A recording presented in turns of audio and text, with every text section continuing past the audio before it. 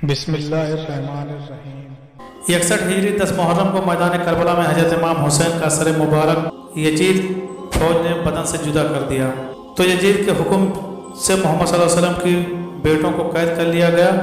फौज यजीद हजरत इमाम हुसैन और साहबे किराम के जिस्मों को मैदान करबला में छोड़कर कूफा की तरफ रवाना हो गए और मोहम्मद सल्लल्लाहु अलैहि वसल्लम के नवासे का जिस्म बेयारो मददगार मैदान करबला में पड़ा रहा। आसमान व जमीन में हर तरफ अंधेरा छा गया। लोगों ने सोचा कि रात हो गई है, हर तरफ हलचल मच गई। इस वक्त आसमानों से खून की बारिश होने लगी। 61 हिजरी मुहर्रम की 10 तारीख को एक कबूतर मैदान करबला के ऊपर से गुजर रहा था। उस कबूतर ने देखा कि मैदान करबला की गर्मी में ज़मीन पर हजरत अली शेर खुदा के बेटे इमाम हुसैन रज़ियल्लाहु तआला अन्हु का जिस्म पड़ा हुआ है। जब कबूतर की नज़र इमाम हुसैन रज़ियल्लाहु तआला अन्हु के जिस्म पर पड़ी तो वो कबूतर चोंच मारता हुआ ज़मीन पर उतर आया। वो कबूतर दूसरे परिंदों से कहने लगा कि हाय क़यामत आ गई, इमाम हुसैन रज़ियल्लाहु तआला अन्हु को शहीद कर दिया गया है। आले मोहम्मद सल्लल्लाहु अलैहि वसल्लम का खून मैदान करबला की ज़मीन पर बिखरा पड़ा है। जब इस कबूतर ने अपने साथियों को बताया तो उस तरह बहुत से कबूतर मैदान करबला में आकर इधर उधर उड़ने लगे। वो कबूतर गम हुसैन में रोने लगे। इस सफ़ेद कबूतर ने अपने जिस्म को इमाम हुसैन के खून से तर कर दिया। वो खून से तर जिस्म को लेकर मदीना की तरफ उड़ गया। कबूतर हज़रत मोहम्मद सल्लल्लाहु अलैहि वसल्लम के रौज़े मुबारक के इर्द गिर्द चक्कर काटने लगा। उस कबूतर के जिस्म से खून के कतरे गिर रहे थे। मदीने के लोगों ने जब कबूतर के जिस्म को खून से तर देखा तो वो बहुत ही हैरान होकर एक दूसरे से बातें करने लगे।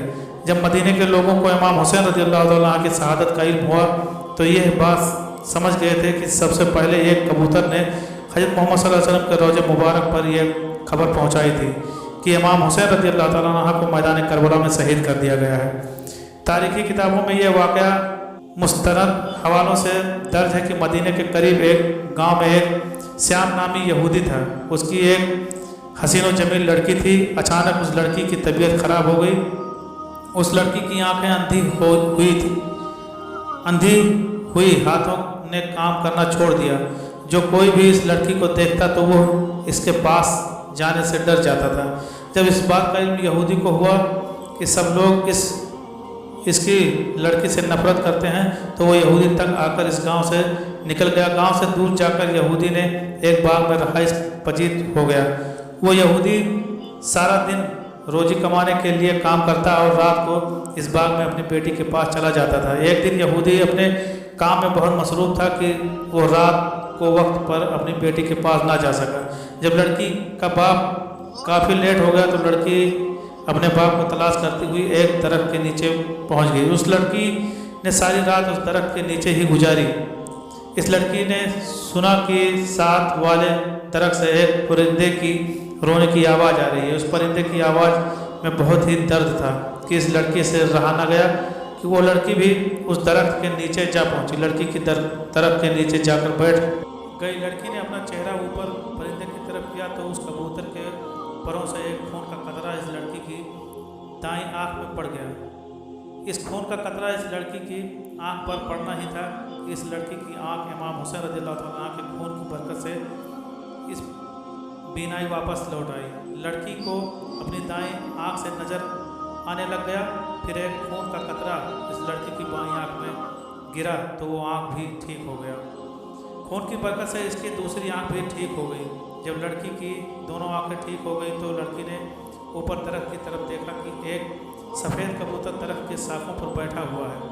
लड़की इस कबूतर की तरफ देख रही थी कि कुछ खून के कतरे उस लड़की के जिस्म पर और गिर गए। इमाम हुसैन रज़ियल्लाहु तआला अन्हु के खून की बरकत से लड़की की तमाम जिस्मानी बीमारियां जड़ से ही ख़त्म हो गई थी। इस लड़की को देखकर ऐसा लगता था कि जैसे इसको कभी कोई बीमारी ही नहीं थी। इसके बाद लड़की खुशी खुशी उठी और अपने बाप की तलाश में निकल पड़ी। वो लड़की बाग से बाहर निकली ही थी कि यहूदी भी इस बाग के करीब आ गया। यहूदी से अपनी बेटी न पहचानी गई। इस लड़की को यहूदी ने अजनबी समझा। यहूदी ने इस लड़की से पूछा कि यह लड़की तू इस बाग में तनहा क्या कर रही है? कुछ निशानियाँ बता कर कहने लगी कि आपने मेरी बेटी को देखा है। मैं अपनी बेटी को बाग में छोड़ गया था, वो बाग में मौजूद नहीं है। आपने किसी लड़की को देखा है? باپ کی باتیں سن کر لڑکی نے روتے ہوئے کہا کہ ابا جان، آپ نے مجھے نہیں پہچانا، میں ہی آپ کی بیٹی ہوں، میں وہی ہوں جس کو آپ بیماری کی حالت میں چھوڑ کر کام کاج کرنے کے لیے باغ سے باہر جاتے تھے۔ لڑکی کی حالت دیکھ کر باپ بہت ہی خوش ہوا۔ یہودی نے اپنی بیٹی سے پوچھا کہ بیٹا یہ کیا ماجرا ہے کہ میں تو آپ کو بیماری کی حالت میں چھوڑ گیا تھا، تم کس طرح سے ٹھیک ہو گئی ہو؟ لڑکی نے سارا قصہ اپنے باپ کے سامنے رکھا۔ وہ لڑکی اپنے باپ کو بھی اس درخت کے نیچے لے گئی۔ کبوتر ابھی بھی وہاں بیٹھا رو رہا تھا۔ یہودی نے اس کبوتر سے پوچھا، اے پرندے، تیرے اس درد بھری آواز کے پیچھے کیا وجہ ہے؟ تیرا سارا جسم خون سے تر کیوں ہے؟ یہ خون کس کا ہے جس میں بہت ہی برکت ہے، جس خون کی برکت سے میری بیٹی بالکل ٹھیک ہو گئی ہے؟ اللہ پاک نے کبوتر کو گویائی عطا فرمائی۔ کبوتر نے یہودی کو جواب دیا کہ میرا جسم مبارک خون سے تر ہے، یہ امام حسین رضی اللہ تعالیٰ عنہ کا مبارک خون ہے۔ یہودی نے کہا کہ حضرت محمد صلی اللہ علیہ وسلم اور ان کے نواسے حق پر ہیں، اگر وہ حق پر نہ ہوتے تو ان کے خون میں اتنی برکت نہ ہوتی، میری اس بیمار بیٹی کو شفا نہ ملتی۔ اس کے بعد دونوں باپ بیٹی نے کلمہ پڑھا اور مسلمان ہو گئے۔ اس کے بعد اس نے یہودیوں کو بھی اسلام قبول کرنے کی دعوت دینی شروع کر دی تھی۔ جب بھی کوئی اس کو اسلام قبول کرنے کی وجہ دریافت کرتا تو یہودی ان کو یہ سارا قصہ سنا دیتا تھا۔